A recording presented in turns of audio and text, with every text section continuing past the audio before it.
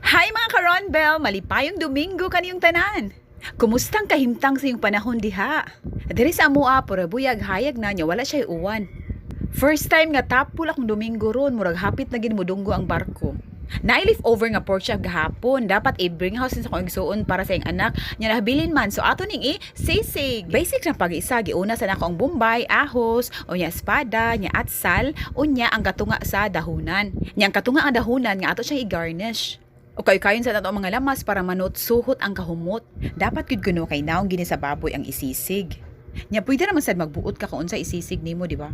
Like ako nagbutbuot ta sad ko nga isisig na ko ang leftover nga pork chop. Kani kuno kay all-time honored tradition kuno all over the world. Sama sa mga Spaniards, gihimo nilang tapas or pinchos. Sa Koreans, gihimo nilang snack or ancho. Og ang Filipinos kay pulutan.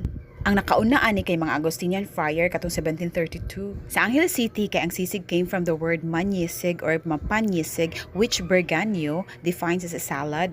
Katong 1860.